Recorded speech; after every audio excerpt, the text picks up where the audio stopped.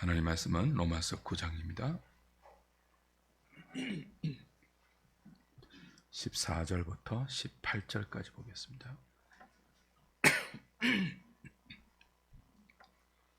신약성경 251페이지, 252페이지입니다. 로마서 9장 14절부터 18절까지 제가 한 절, 여러분이 한 절 교독합니다. 그런즉 우리가 무슨 말을 하리요? 하나님께 불의가 있느냐? 그럴 수 없느니라.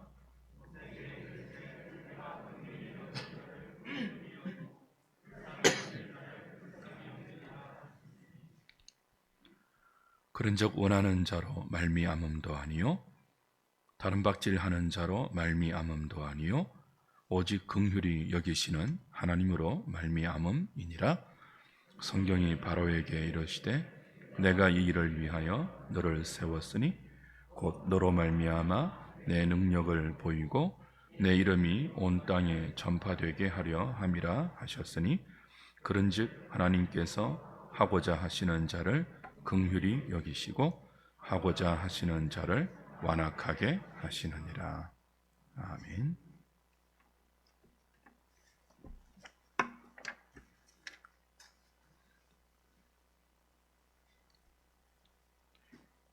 죄인들의 구원은 은혜가 왕노릇하는 하나님의 주권적인 역사로 택한 자에게 이루어집니다. 로마서의 전반부는 그 누구도 그리스도 예수 안에 있는 하나님의 사랑에서 이 택한 자들의 운명을 끊을 수 없다는 감격에 찬 확신으로 끝이 났습니다. 이 결론에 이런 질문이 대두됩니다. 하나님께서 택한 자는 끝까지 그의 은혜로 구원해 내신다면 왜 택한 민족인 이스라엘은 지금도 예수를 믿지 않고 있느냐? 로마서 9장, 10장, 11장이 거기에 대한 답변이라고 했죠. 그 답변의 요약이 무엇이었습니까? 이스라엘이라고? 다 이스라엘이 아니다. 하나님께서 아브라함의 자손 중에 이스마엘은 구원하지 않고 이삭만 구원했습니다. 이삭의 자손 중에도 에서는 구원하지 않고 야곱만 구원했습니다. 그래서 혈통적 이스라엘이 다 이스라엘이 아니고 그 중에 하나님께서 택하신 자만 참 이스라엘이라는 사실을 보여주셨습니다. 이를 로마서 9장 10절부터 13절은 이렇게 설명했죠. 다시 보십시오. 9장 10절부터 그뿐 아니라 또한 리브가가 우리 조상 이삭 한 사람으로 말미암아 임신하였는데 그 자식들이 아직 나지도 아니하고 무슨 선이나 악을 행하지 아니한 때에 택하심을 따라 되는 하나님의 뜻이 행위로 말미암지 않고 오직 부르시는 이로 말미암아 서게 하려 하사 리브가에게 이르시되 큰 자가 어린 자를 섬기리라 하셨나니 기록된 바 내가 야곱은 사랑하고 에서는 미워하였다 하심과 같으니라. 하나님은 야곱과 에서가 태어나기도 전에 그들이 무슨 선이나 악을 행하기도 전에 야곱은 은혜로 택하셨습니다.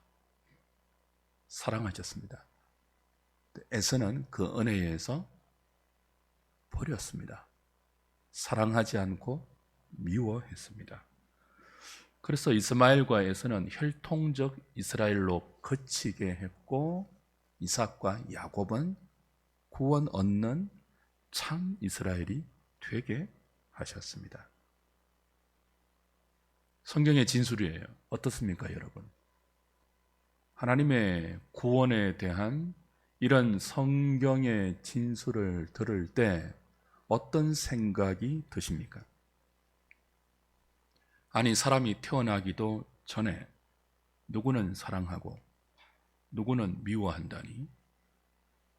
태어나서 자기 의지로 선을 행하거나 악을 행하기도 전에 누구는 미워하고 누구는 사랑했다니, 그렇게 불의하고 그렇게 불공정한 일이 어디 있는가?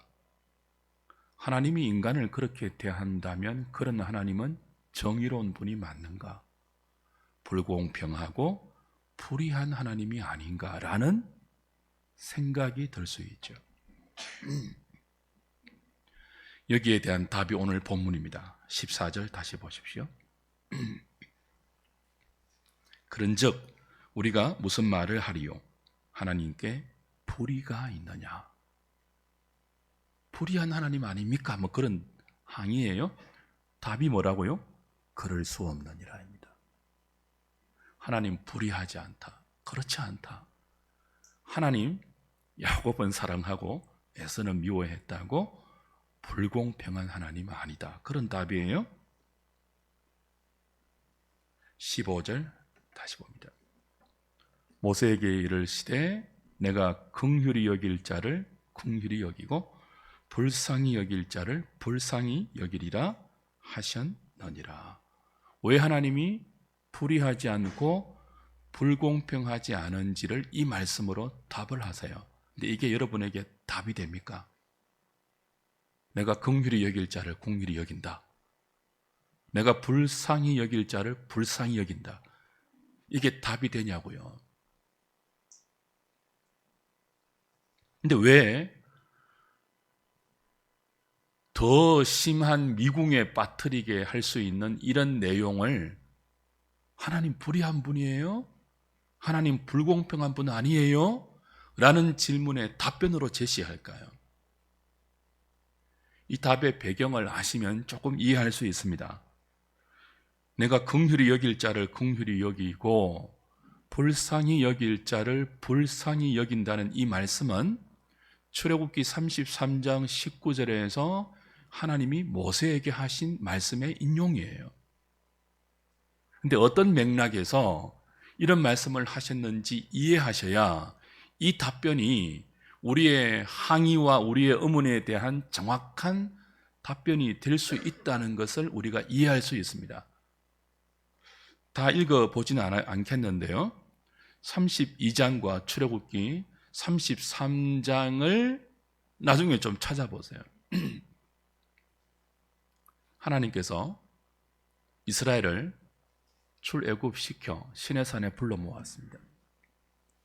너희들은 내 백성이니까 이제부터 어떻게 살아야 할지, 하나님은 어떻게 믿고 섬기고 예배해야 할지를 율법을 통해서 가르쳐 주십니다.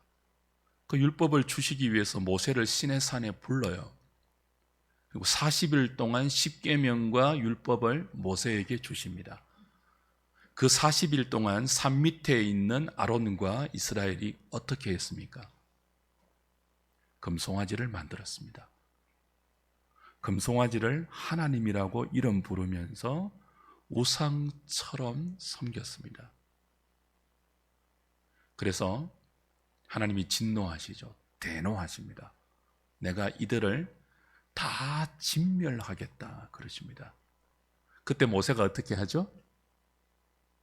아니 됩니다. 하나님, 이들을 다 진멸시키겠다면 차라리 내 이름을 생명책에서 지워주십시오 라고 하나님께 중보하면서, 그렇게 하시면 하나님이 오해받을 수 있습니다 라고 막았습니다.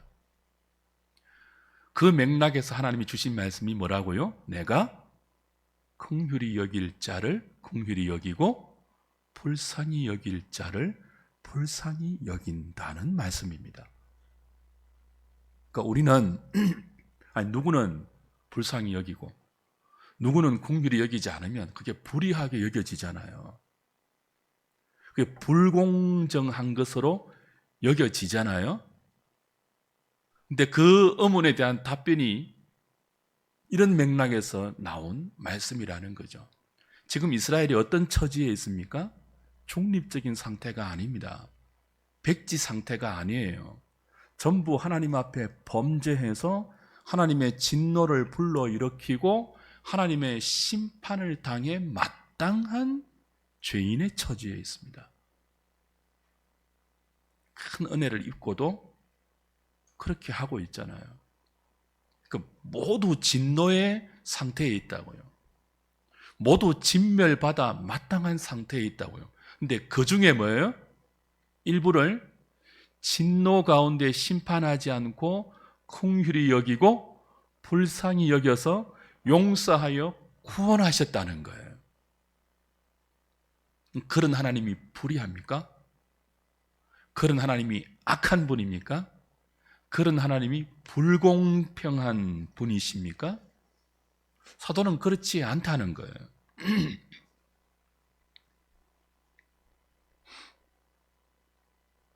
우리 수준으로, 우리 상식으로, 왜곡된 우리의 지성으로, 좁은 우리의 경험으로 상식과 공정과 의로움을 말하면 모두 죽여야 돼요. 한 사람도 구원하지 않고. 그게 어려운 거죠. 모두 죄를 지었으니까. 모두 벌받아 마땅한 죄를 자초했으니까. 모두 지옥에 보내야 공평한 거죠. 우리 수준의 공정은.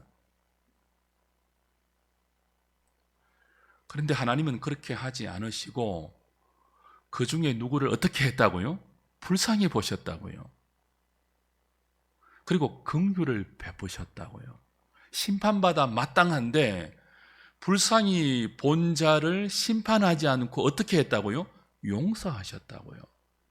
참고 기다리고 인내하시면서 그들을 은혜로 구원하신다고요.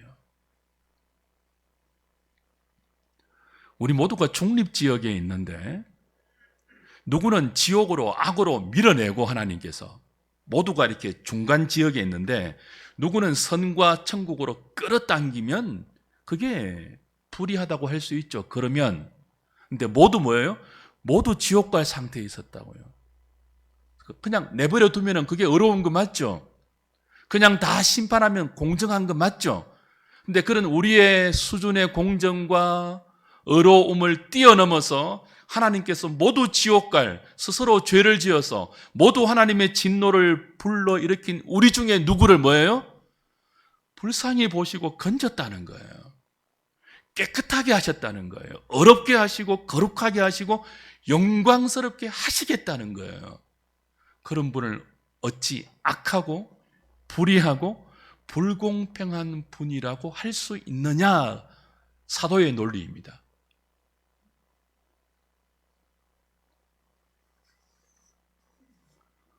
우리 수준으로 하나님이 공정을 행하시면요, 우리 상식과 우리 경험으로 하나님이 어려움을 행사하시면요, 인생은 아무도 구원받지 못합니다. 모두 지옥 가죠. 그러면 성경이 어떻게 될까요? 창세기 1장으로 끝이 납니다. 하나님이 천지를 창조하셨다. 인간을 창조하셨다. 인간이 죄를 지었다. 하나님이 인류를 다 진멸하시고 새로운 인간을 창조하셨다. 그 새로운 인간이 또 죄를 지었다. 하나님이 또 진노하시고 또 새로운 인간을 창조하셨다. 그 새로운 인간이 또 범죄했다. 하나님이 또 진노하시고 또 새로운 인류를 창조했다. 그게 반복되겠죠. 창세기 1장, 2장 갈 필요도 없다고요. 출애굽기, 레위기, 민수기, 신명기, 여호수아, 사사기 이렇게 역사가 진행될 수가 없죠. 우리 수준으로 하나님이 공의를 행하시면. 우리 지성과 우리의 경험의 수준과 범주에서 하나님이 공평함을 행사하시면 아브라함도 필요 없고요. 이삭도 생기지 않고요. 아브라함이 모리아 산에서 백세에 얻은 이삭을 하나님께 믿음으로 드리는 그런 사건도 기록될 일이 없고요. 하나님이 야곱을 베델에서 만나 주실 일도 없고요. 요셉이 감옥에 가고 그 감옥 간 요셉 때문에 야곱의 온 집안과 애굽 온 백성이 기근에서 구원받는 일도 필요 없고요. 예수님도 오실 필요 없고 저와 여러분도 오늘 여기에 앉아있지도 못하고 성경은 필요가 없는 거죠.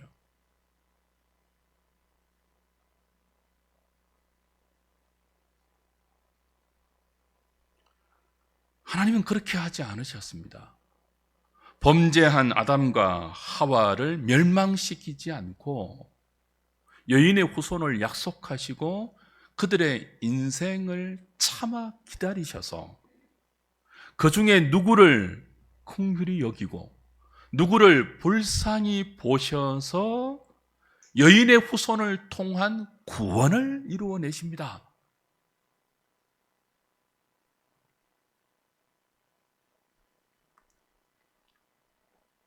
그런 하나님을 불공평하다고 삿대질하고 하나님 맞습니까? 당신이 어려운 분 맞습니까? 라고 대드는 것은 우리의 처지를 몰라서 그래요. 우리의 처지를 알고 이런 우리에게 긍휼을 베푸시고 누군가를 불쌍히 여기셔서 선과 은혜를 베푸셨다면 하나님을 마땅히 찬양하고 감사하고 그분의 선하심을 높이는 것이 정당한데 그렇지 않고 불의하지 않습니까? 당신 하나님 맞습니까? 라고 따지고 대드는 것은 우리의 심각한 처지를 모르는 무지 때문이며 이런 상태에 있는 하나님이 어떤 희생과 사랑으로 건져 구원하시는지를 모르는 또 한편의 무지 때문이죠.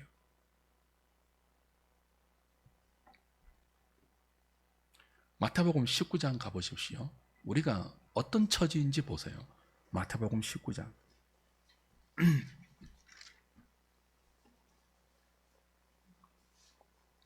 16절부터입니다.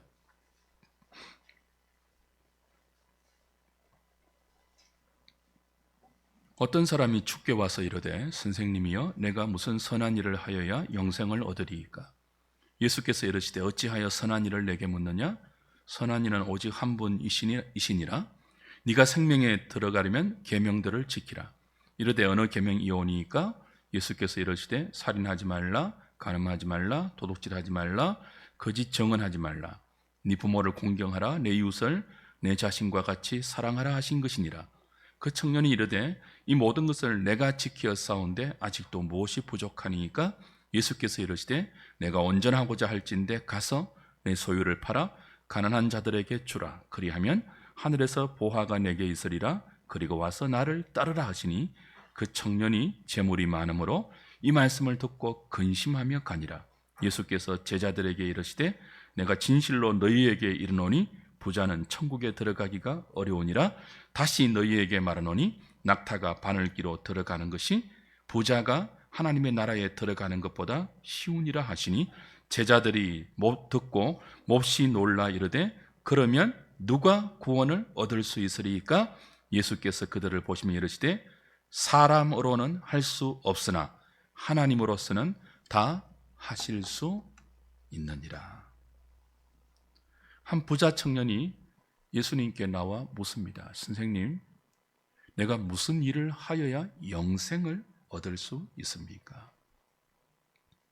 이 부자 청년의 질문에 근본적인 오해가 있죠? 무슨 일을 해야 그 한 일의 결과로 영생을 얻을 수 있다고 생각을 해요. 이 청년의 오해를 부수기 위해서 예수님은 계명을 지키라는 의도적인 답변을 하십니다. 그랬더니 청년이 자신만만하게 답변하죠. 내가 어려서부터 방금 선생님이 말씀하신 그 계명 다 지켜왔다고. 부족한 것이 있습니까? 뭘 또 더 지켜야 영생을 얻을 수 있습니까? 라고 하니까 예수님 뭐라고 한다고요? 네가 온전히 계명을 다 지켰다면 너의 소유를 팔아 가난한 자들에게 주고 그 다음 뭐라고 했죠? 나를 따르라 하십니다. 나를 따르라. 그러니까 영생은 우리가 어떤 계명을 지키고 무슨 일을 해서 얻는 획득물이 아니에요.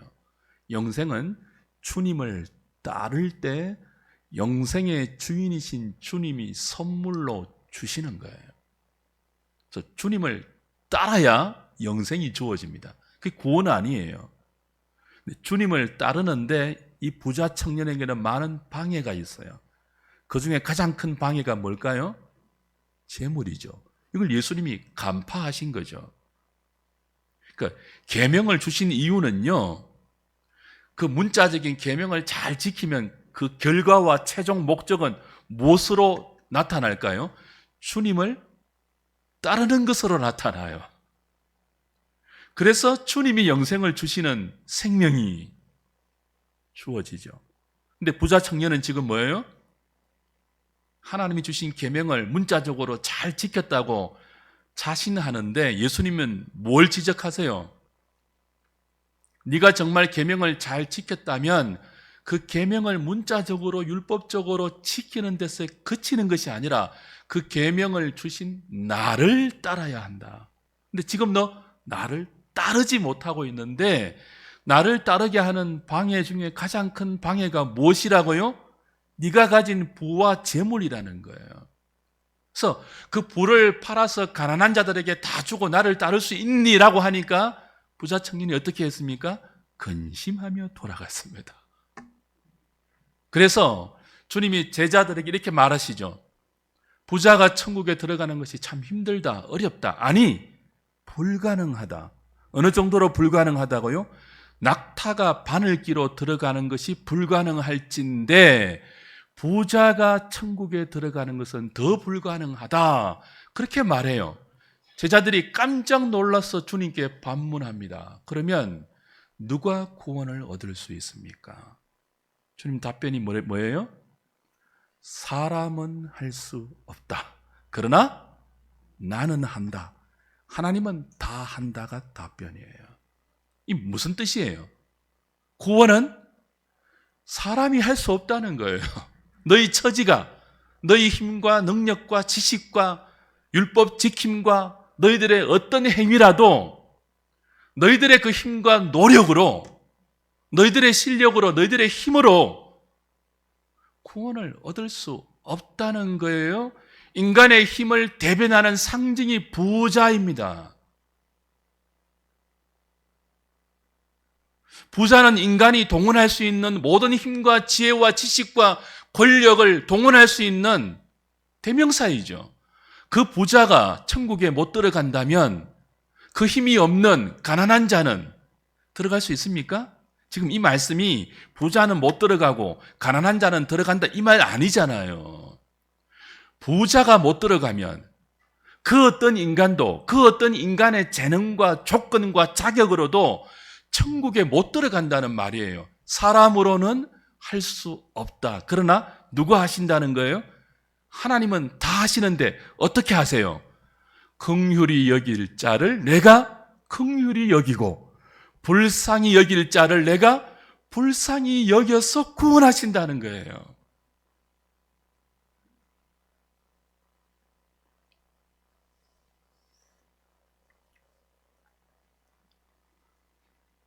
이런 하나님이 불의합니까? 아무도 구원을 얻지 못해요. 구원은커녕 모두 뭐예요? 지옥에 가야 해요. 율법 앞에서, 계명 앞에서 모두 죄인임이 드러나요. 살인하지 말라, 간음하지 말라, 도둑질하지 말라, 거짓 증언하지 말라. 이 모든 인간을 향한 계명과 하나님을 향한 모든 계명에 우리를 온전히 비추어 보면 전부 계명을 지켜서 구원에 이르는 수준이 아니고요.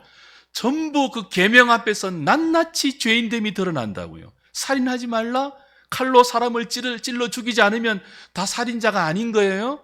예수님이 산상수훈에서 어떻게 해석해 주셨습니까? 마음에 미워하고 형제를 향하여 라가라 하는 자는 다 살인한 자니. 외간 남자와 외간 여자와 간음하지 않으면 다 간음하지 말라는 계명을 지킨 거예요? 아니요.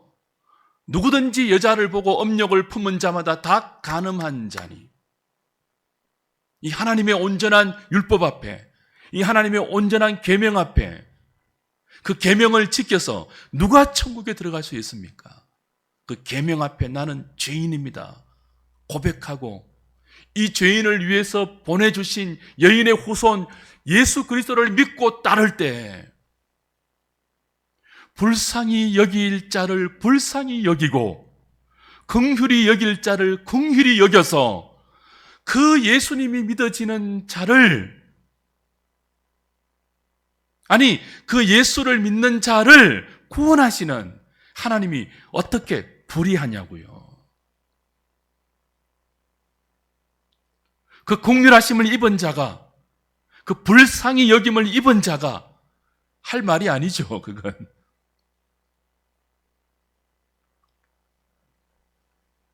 오히려 왜 나 같은 인생을 불쌍히 여길 수 있습니까?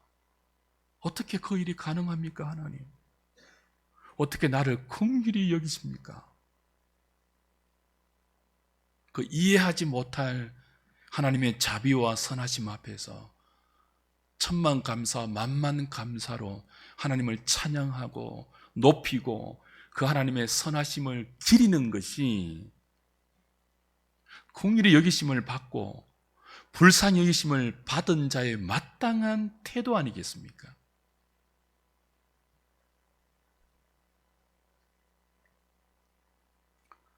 그럼에도 불구하고 꼭 예정 문제, 하나님의 선택의 문제, 그 예정과 선택의 근거에서 죄인들을 구원하시는 하나님의 주권적인 구원의 역사를 성경대로 설명하면 우린 꼭 어떻게 생각한다고요? 왜 그렇게 불의하지 하나님이? 왜 그렇게 불공평하지? 자꾸 이런 생각이 드는 것은요, 우리가 그만큼 우리의 처지와 이런 우리를 구원하신 하나님의 은혜에 대한 이해가 부족해서 그래요. 그만큼 우리가 악해서 그래요. 마태복음 20장 넘어갑니다. 이제 19장에 그 부자 청년 이야기 나왔잖아요. 그리고 예수님이 제자들에게 사람은 할 수 없으되 하나님은 다 하신다고 말했잖아요. 그리고 이제 20장에 이런 비유를 주세요. 20장 1절부터 16절까지인데 제가 읽지는 않겠습니다. 집에 가서 찾아보세요. 시간 없으니까. 포도원 품꾼과 포도원 주인 비유가 나와요. 포도원의 주인이 이른 아침에 인력시장에 나갑니다. 인력시장 아시죠?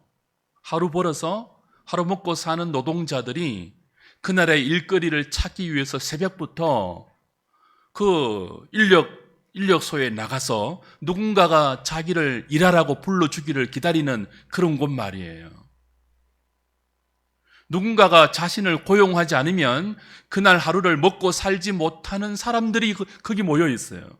근데 한 포도원 주인이 이른 아침부터 거기 나가서 사람을 자기 포도원에 일하려 들여보냅니다. 일거리가 있었어가 아니고요, 이 포도원 주인이 너무나 선한 주인이어서 그런 처지에 있는 사람들을 불쌍히 보고 자기 포도원에 들여보내서 일시켜서 그 사람과 그 사람의 가족을 그날 먹고 살 수 있는 긍휼을 베풀기 위해서 이른 아침부터 나가요. 그래서 당신 내 포도원에 가서 일하라. 내가 하루에 한 데나리온씩 줄게. 하루 품삯 한 데나리온을 약속하고 사람을 불러서 들여보냅니다. 새벽에도 그렇게 하고요, 아침 9시에도 그렇게 하고요, 10시에도 그렇게 하고요, 매 시간 나가서 부름을 받지 못하고 놀고 있는 사람을 불쌍히 보아서 자기 포도원에 들여보내서 일을 시킵니다. 똑같이 얼마를 약속하고요? 일당 한 데나리온을 약속하고요. 몇 시에도 나간다고요? 6시까지가 일하는 시간이라면 오후 5시까지도 나가요. 1시간 남아있는데 누구요? 놀고 있는 사람을 불쌍히 보아서 자기 포도원에 들여보내요. 6시 일과가 끝납니다. 이제 임금을 줄 시간입니다. 가장 먼저 누구에게 줍니까? 오후 5시에 불러서 1시간만 일한 사람에게 삭슬 줍니다. 얼마 줍니까? 한 데나리온 줍니다. 그러니 보고 있는 나머지 사람들이 와, 1시간만 일했는데 한 데나리온 주니까 아침부터 나온 사람은요 더 많이 주겠지라는 그 헛되다고 하면 좀 이상하지만 기대를 갖습니다. 그런데 받아보니 얼마 받았다고요? 똑같이 한 데나리온 받아요. 그래서 이렇게 불평합니다. 20장 11절 10절 11절 먼저 온 자들이 와서 더 받을 줄 알았더니 그들도 한 데나리온씩 받은지라. 받은 후 어떻게 합니까? 집주인을 원망하여 이르되 나중 온 이 사람들은 1시간밖에 일하지 아니하였거늘 그들을 종일 수고하며 더위를 견딘 우리와 각해하였나이다. 선한 주인인데 이 사람 보세요. 하루에 여러분 인력시장 나가보셨습니까? 누군가가 나를 불러서 일거리 주기만을 간절히 소망하는 그 심정 아십니까? 하루 나가서 일하지 못하면요 집에서 기다리는 자식들, 제비 새끼처럼 입을 벌리고 먹을 것을 기다리는 자식들에게 먹을 것을 주지 못하는 가장의 심정 아십니까? 그 가장이 그렇게 걱정, 근심을 가득 안고 새벽 인력 시장에 나가서 누군가가 불러주면 얼마나 고맙겠습니까? 오늘 하루 내가 가족을 부양할 수 있다. 자식들 먹여 살릴 수 있다. 감사한 마음으로 가지 않았겠습니까? 그런데 1시간만 일한 사람이 자기하고 똑같이 취급받는다고 자기를 불러준 그 주인에 대한 아침에 감사한 마음은 싹 사라지고 그 주인을 어떻게 한다고요? 악하다고 원망하는 거예요. 가당합니까 이게? 어떤 때 원망이 강한 것입니까? 한 데나리온 약속한 일당을 안 주면 악한 주인 맞죠? 근데 주었잖아요. 약속한 거 받았잖아요. 오히려 1시간밖에 일하지 않는 늦게 온 사람을 종일 일한 우리와 똑같이 값을 쳐준 주인이 참 선한 주인이구나. 와, 정말 훌륭한 사람이구나라고 칭찬하는 것이 당연한 것 아닙니까? 근데 어떻게 했다고요? 왜 종일 뜨거운 햇빛에 수고한 우리와 1시간만 일한 저 사람을 같이 취급합니까? 당신 악하다. 당신 불공평하다. 그렇게 대들고 원망하고 따졌죠. 그랬더니 주인이 어떻게 대답합니까? 13절부터 보십시오. 주인이 그 중에 한 사람에게 대답하여 이르되 친구여 내가 네게 잘못한 것이 없노라. 내가 나와 한 데나리온의 약속을 하지 아니하였느냐? 내 것이나 가지고 가라. 나중 온 이 사람에게 너와 같이 주는 것이 내 뜻이니라. 내 것을 가지고 내 뜻대로 할 것이 아니냐? 내가 선함으로 네가 악하게 오느냐? 나는 선한데 어찌 네가 나를 악하다 하느냐? 내가 네게 약속한 것 안 주더냐? 다 받지 않았느냐? 네 것이나 가지고 가라. 나중된 자로서 먼저 되고 먼저 된 자로서 나중되리라. 놀라운 말씀을 주십니다.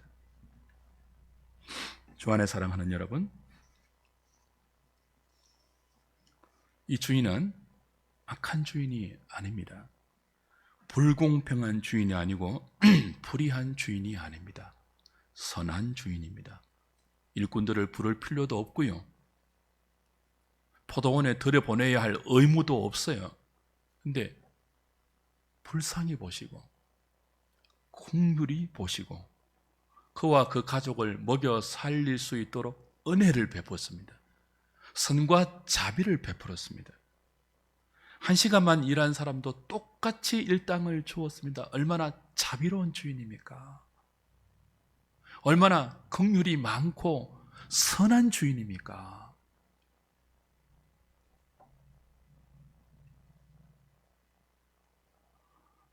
근데 이 일꾼들이 얼마나 악한지 아침에 그 감사한 마음은 다 사라지고 불평과 원망과 삿대질하는 마음만 가지고 돌아가고 있지 않습니까? 우리가 이렇습니다. 우리가 나 같은 죄인을 구원하신 하나님의 은혜에 대해서 우리가 늘 이와 같은 반응을 보인다고요. 왜 그렇습니까? 하나님이 악해서가 아니고 우리가 악해서 그렇습니다. 하나님은 언제나 선하십니다. 하나님은 언제나 긍휼과 자비와 인자가 넘치는 분입니다. 그런데 그 선을 누구에게 베푼다고요? 하나님 마음입니다.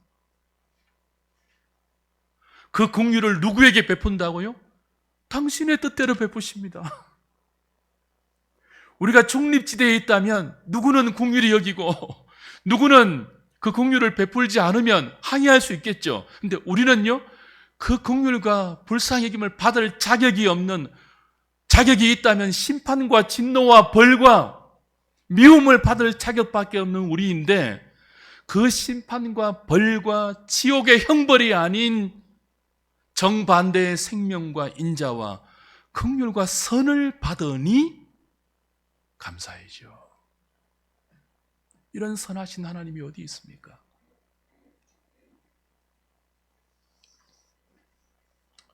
저와 여러분이 하나님의 긍휼하심을 받지 못하면요, 불쌍히 여김을 받지 못하면 비가 내리지 않는 땅이 어떻게 되던가요? 메마르고, 그 메마름이 심해지면요 쩍쩍 갈라지고 딱딱해지고 아스팔트처럼 막 그냥 완악해지죠.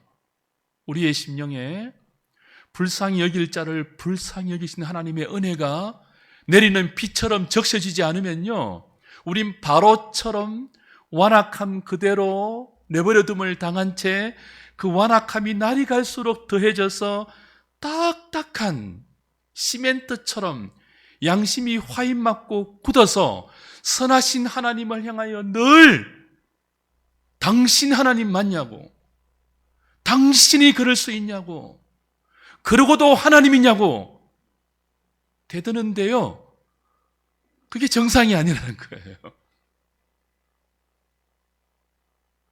우리에게 그런 마음이 아니고, 나를 구원하시고 건지시고 택하신 하나님의 은혜가 감사가 되고, 그게 너무 고맙고 이해가 되지 않지만 그게 너무 견딜 수 없는 은총으로 다가온다면 여러분은 하나님의 긍휼을 받고 있는 인생이에요.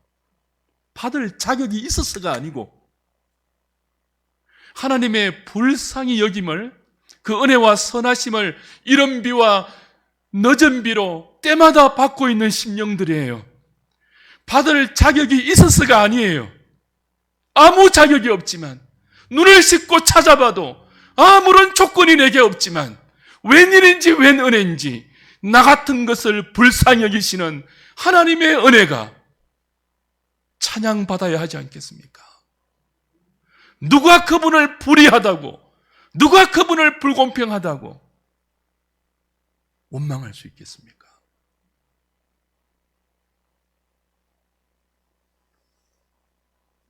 죄 중에 빠져있는 우리에게 하나님이 찾아오셨습니다.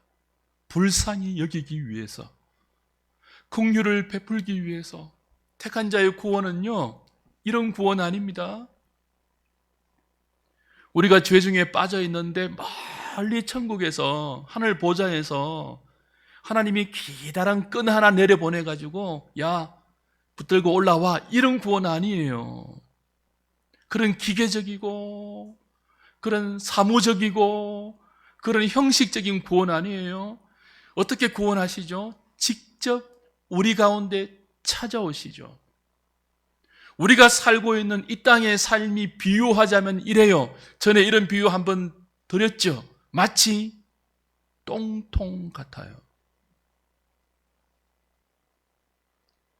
매일 죄를 먹고 죄를 짓고 죄 가운데 뒹굴면서 살아가는 인생의 모습은 선하시고 거룩하시고 자비롭고 아름답고, 그 광대한 하나님이 보실 때는요, 똥덩어리들이 모여 사는 거룩한 배설물의 집단과 같아요. 정결하여 차마 악을 보지도 못하는 하나님의 시각에서 이 지구촌은요, 쓰레기예요. 쓰레기통이에요. 똥통이에요.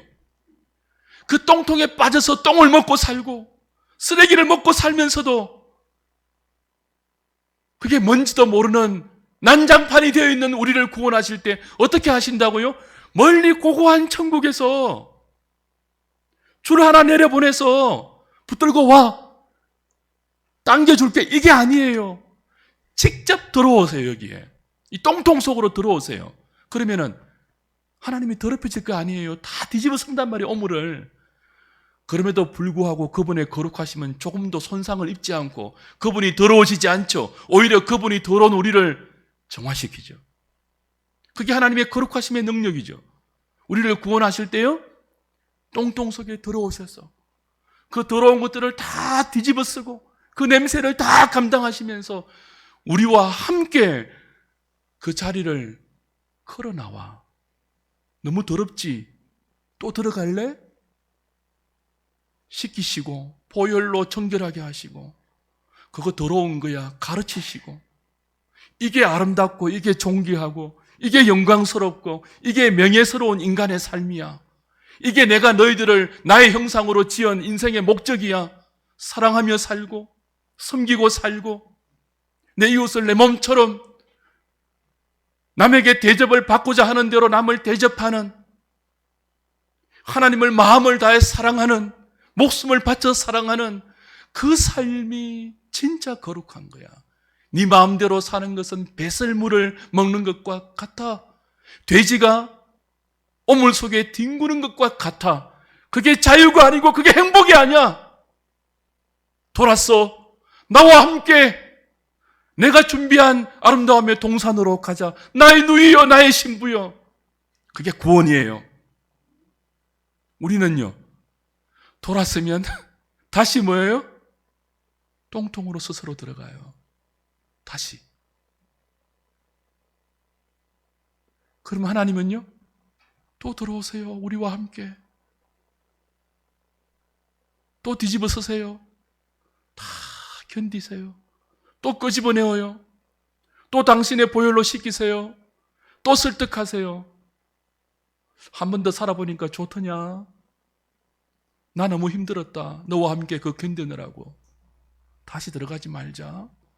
또 진리로 가르치시고 설득하시고 더 아름다운 삶이 무엇인지를 제시하시고 그렇게 인격적으로 온 인류의 역사와 한 사람의 일생의 평생의 시간을 우리와 함께 하시면서 우리를 편들고 우리를 위하고 은혜가 왕노릇하는 그 불쌍히 여기심으로 구원하신다고요. 이런 하나님이 불의합니까?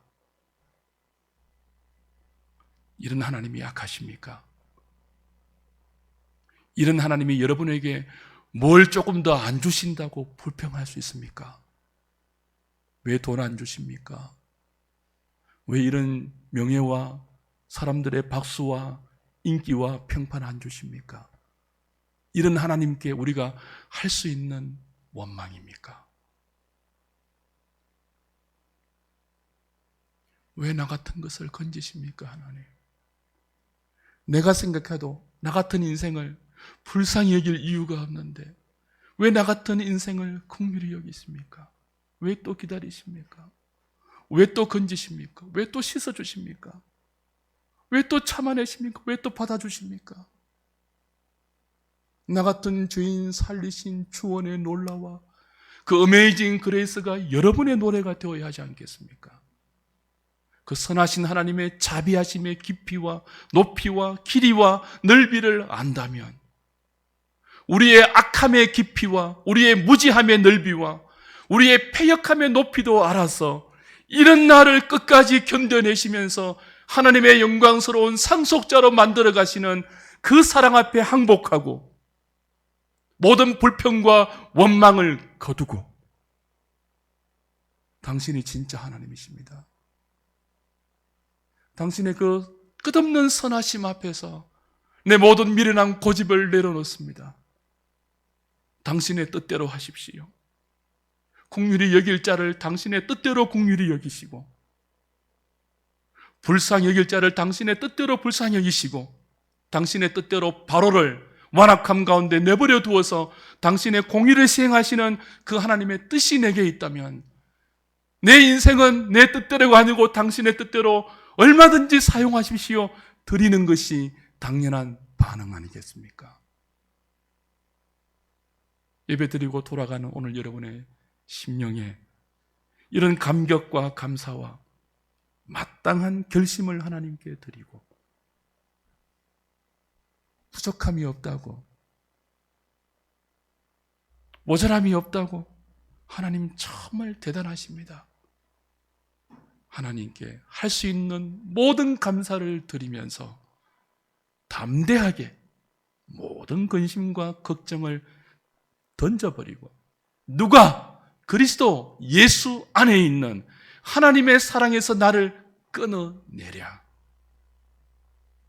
이 사도의 고백이 우리의 고백이 되게 하셔서 감사함으로 돌아가는 저와 여러분, 우리 모든 하누리 식구들 되시기를 주님의 이름으로 축복합니다.